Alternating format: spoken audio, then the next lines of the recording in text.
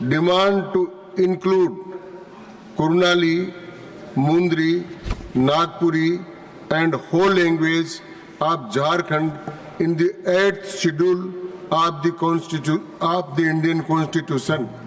श्री प्रदीप कुमार जी। धन्यवाद माननीय उपसभापति महोदय। झारखंड राज्य की कुड़माली, मुंडारी, नागपुरी, खोरठा और हो भाषाओं को संविधान की 8वीं अनुसूची में शामिल करने की मांग लेकर के मैं खड़ा हुआ हूं।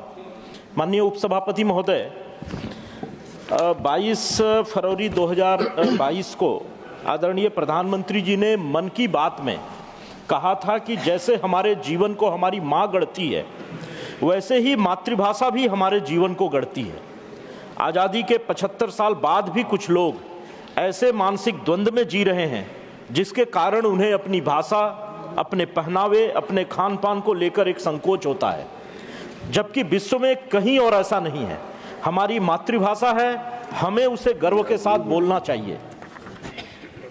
माननीय उपसभापति महोदय, मैं आपके माध्यम से सरकार का ध्यान झारखंड राज्य की समृद्ध भाषाई एवं सांस्कृतिक धरोहर की ओर आकर्षित करना चाहता हूं।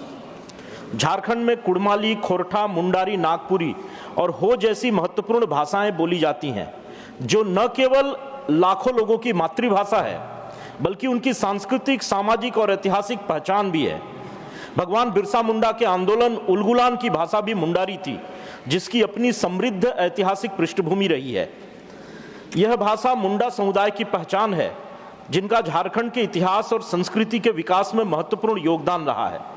हो भाषा सिंहभूम क्षेत्र में विशेष रूप से बोली जाती है और इसके बोलने वाले हो जनजाति के लोग बड़ी संख्या में हैं। इसी तरह कुड़माली भाषा का संबंध बंगाल एवं झारखंड के राढ़ सिविलाइजेशन से है। कुड़माली भाषा झारखंड, पश्चिम बंगाल और उड़ीसा के कुड़मी समुदाय द्वारा बोली जाती है। इसका साहित्यिक और सांस्कृतिक महत्व भी अत्यधिक है।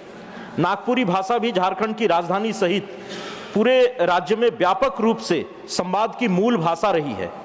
नई शिक्षा नीति के तहत भी स्थानीय भाषाओं का स्कूली शिक्षा में प्रयोग व्यापक रूप से हो, ऐसा आग्रह किया गया है।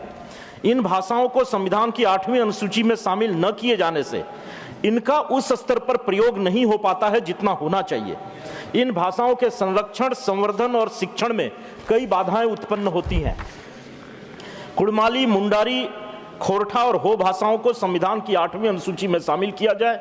इन भाषाओं के संरक्षण, संवर्धन, विकास एवं अध्ययन हेतु केंद्र एवं राज्य सरकार द्वारा विशेष योजना और अनुदान प्रदान किए जाएं, जिनका इसका विकास हो सके। अतः मैं आपके माध्यम से सरकार से आग्रह करता हूं कि इन भाषाओं को संविधान की 8वीं अनुसूची में शामिल किया जाए। धन्यवाद प्रदीप जी।